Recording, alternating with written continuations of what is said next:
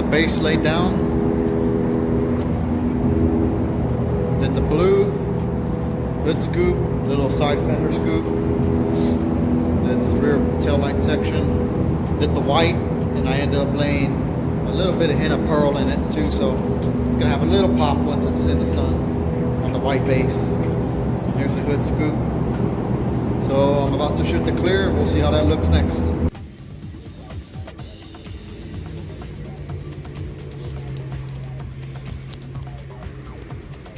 Put a little candy in the white, but you can't see it in the camera. It won't pick it up, but it's there. Maybe once I put it out in the sun. But here's a little sneak peek.